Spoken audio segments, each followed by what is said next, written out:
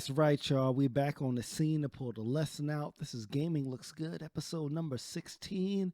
And this week's game is Life is Strange, episode 4 by Don't Nod Entertainment. Now, this is the show where we take one game a week and we look at that game from the topics of diversity, which is, race, gender, sexuality, all that good stuff. So this is not going to be your traditional review. No 5 stars, no 5 graphics, 6 sound, or whatever Game Pro used to do back in the day.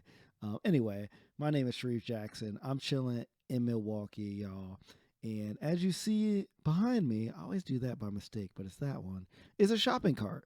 Now, that's a shopping cart that I use to bring stuff from my car to the apartment. And some people, namely Paris from Gamertag Radio, and Cicero Holmes from the Spawn on Me podcast, think it's funny. And they make fun of me. So I'm going to leave. I keep doing that. I'm going to leave the shopping cart in the back, and they can't do nothing about it. It's just become a permanent thing. You know what I'm saying? Part of gaming looks good. And I have no shame in that. So this week's shirt is the 42 Lounge, which is one of my favorite places in Milwaukee. If you haven't been, definitely check it out. Right downtown on the corner of Mason and Broadway. Gaming consoles, great drinks, awesome bartenders, awesome owners. Shout out to Tony and Lynn Niles. And they also recently expanded to a restaurant, the 42 Ale House, which is in St. Francis, Wisconsin, just south of Milwaukee. Check out both of those things. They rock. Speaking of rocking, y'all, Life is Strange. I love this game. It's a great episodic series. Some of the dialogue is a little weird, but it really hits you in the emotional parts. But the first clip that we're going to see is actually one that I think defies a lot of the stereotypes that we tend to think of when we think of what teenage girls should play with, and what characters they should, kind of model themselves after. If you just walk into any place, like you'll see the pink toys aisle for girl, and there's like dolls and that kind of stuff, and then the one for boys has, pirates and military people and cars and all that stuff. So our main character here, Chloe, is looking for a DVD for her our main character, Max, is looking for a DVD for her good friend, Chloe, and let's see what she finds. Oh my God. I made that mix for her when we were 12. Yo, pirates. They were freaking pirates. And they weren't just, little pansy pirates. They got the eye patch. They got the hook hand. They got the peg leg. They got the booty. I mean, the treasure, that kind of booty. If you go to a Target, a Walmart, any toy place, I guarantee you probably will not find pirates in the women's section. So I thought that this was a little thing that the developers snuck in there just to say, hey, Max and Chloe, they were subverting stereotypes left and right. And the cool thing is, this is not something that you need to see to proceed in the game. This is only if you do a little searching around, which I usually like to do in these kinds of a game. So pretty awesome stuff there. A not so awesome part, well, it's a good part, but not so awesome because of the circumstance, is Chloe's dad. So Chloe's going through a lot of financial and medical turmoil, and her dad really keeps up sort of that energy and that humor, sort of parts of his personality. He's been portrayed as sort of the happy-go-lucky sitcom guy in past episodes. Let's see how he is here when he's under the weight of stress and debt and all that. Being around you and Joyce again is so nostalgic. Very old school, as they say. I think it's great for Chloe to see you. Makes Joyce happy, too. So, it's not all bad news in Arcadia Bay. Or is it? You just hear that exasperation at the end of his voice. He is done. He is tired. He sounds a little frustrated, but he still keeps up like appearances with the joke at the beginning. And he's always there as a really good role model to comfort Max, even though obviously Max is not his daughter, Chloe is. So I thought that this was a good nuanced add to this character, because they could have just made him all happy all the time, or made him all sad all the time, which is what it seems like they did with some of the other male characters in the early episodes of Life is Strange. But here, that is not done and is for the best because it really comes out as a really believable character. Now let's go back to that friendship between Max and Chloe. And right now we're going to see a flashback of them when they were younger, and Max is trying to explain to Chloe what her friendship means to her, and how they need to stick together during hard trouble. Let's check that out.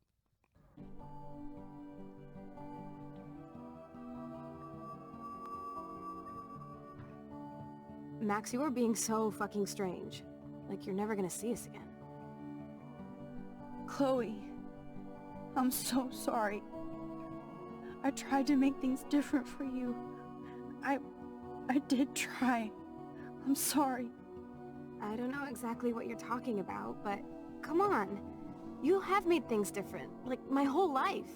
You're my best friend. I've got you and a great family. What's to be sorry for? We'll be best friends forever. And when we grow up, we're taking over the world. Listen, whatever happens, I want you to be strong. Even if you feel like I wasn't there for you. Because I will never abandon you, Chloe. I'll always have your back. Always. Wow, what a great scene. And again, I love this game because it really shows the vulnerability, the friendship, and the honesty between these two young girls. And that's not something that you see in a lot of medium, let alone gaming. And it's just really beautiful, and really shows that power of friendship. And I think is, really, really great, and is what keeps me coming back for more in terms of this game series. Now, let's look at Chloe's stepdad, David, who has been kind of an asshole through the first 3 episodes. He had surveillance tapes of everybody. He was abusive to Chloe. And now they finally succeeded with removing him from the house. So let's see the conversation between Max and David.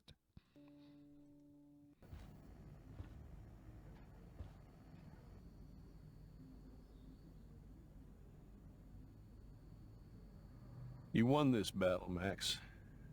You broke up my family. I salute you. David, I didn't try to hurt you. Ever.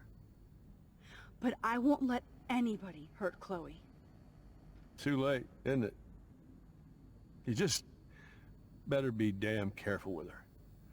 Don't you wander off into the dark.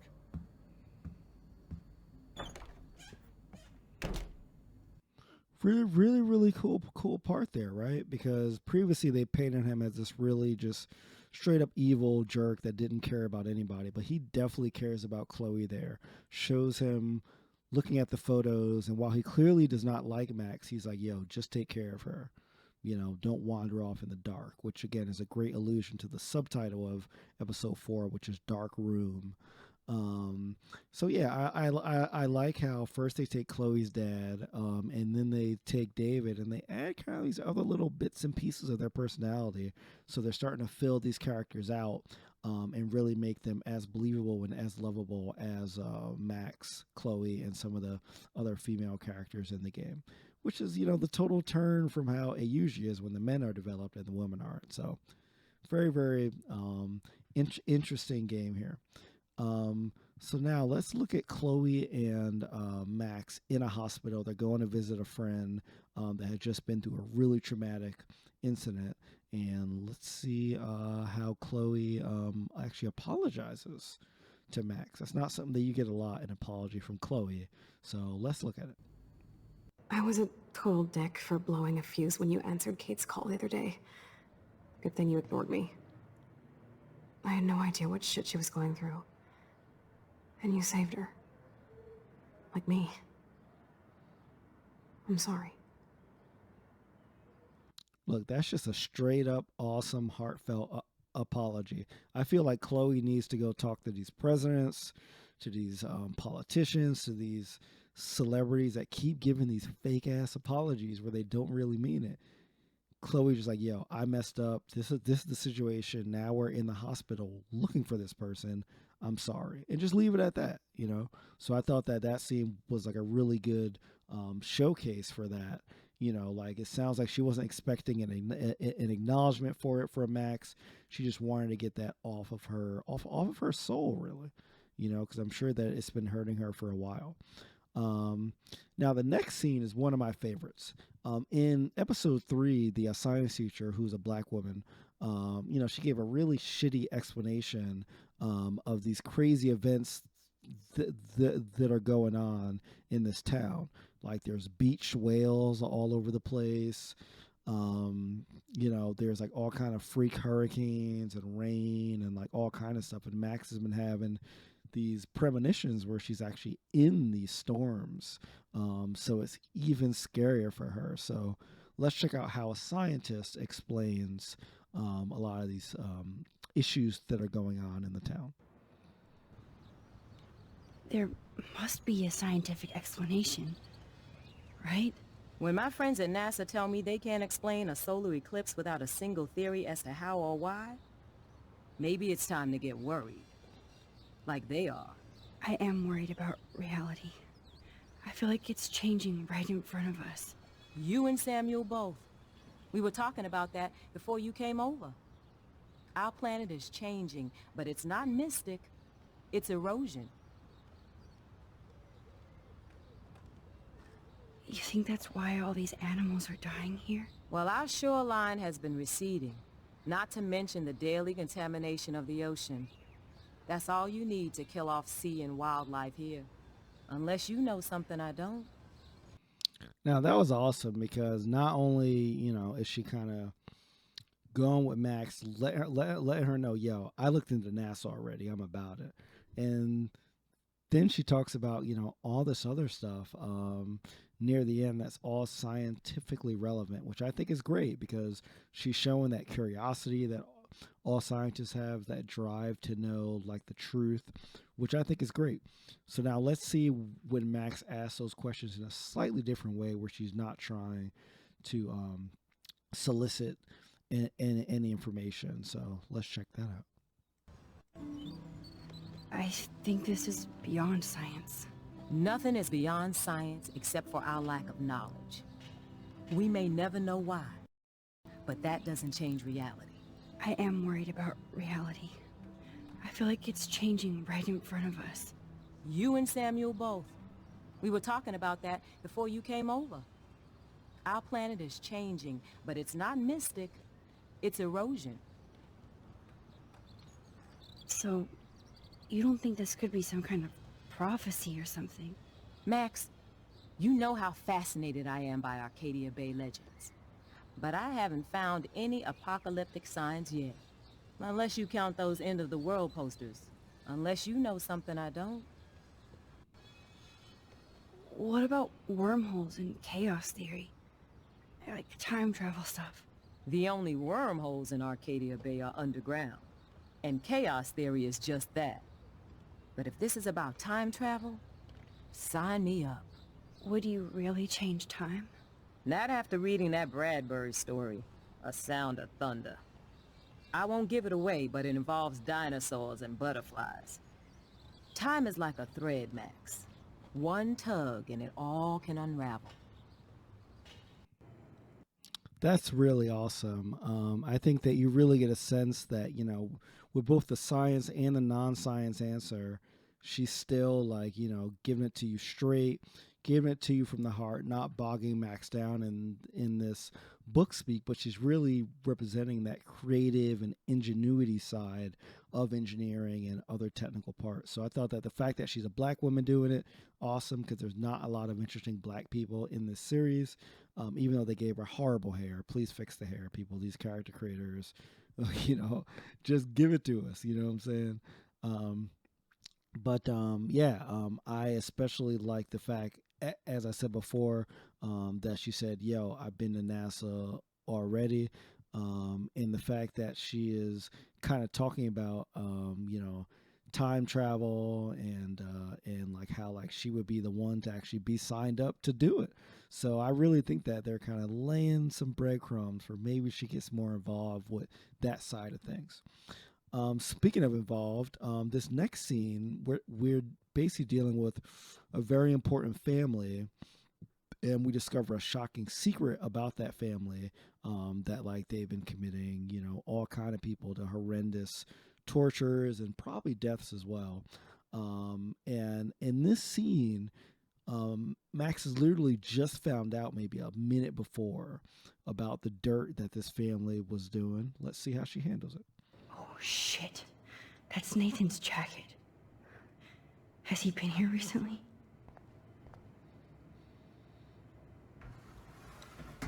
Ah, the Apocalypse Entertainment System. Oh, the Apocalypse Entertainment System. See, whenever she starts to crack these stupid jokes when you're in a serious kind of situation, it just takes me out of it, So like, I'm just like, I almost wish I didn't go over and try to open that, but I was looking for gear, guys. It's not my fault, So yeah, pretty forgettable line there. But the most forgettable, guys, is there was a double moon and no one gives a shit. Y'all gotta see this.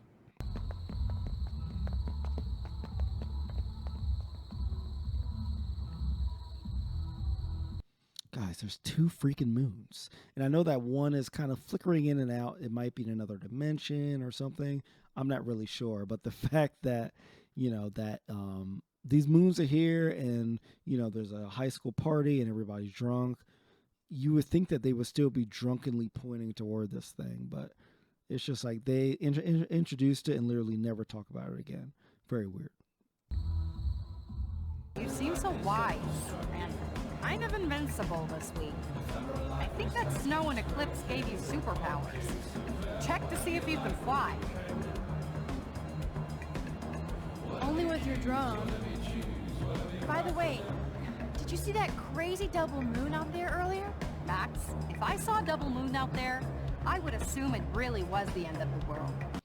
See, Brooke is so whack. She doesn't want to see the double moon. Max is trying to spread the love and say, yo, someone recognizes double moon with me. And even sort of the class nerd, per se, can't get it. So very, very weird. Y'all should be helping Max out, Brooke. What is the deal?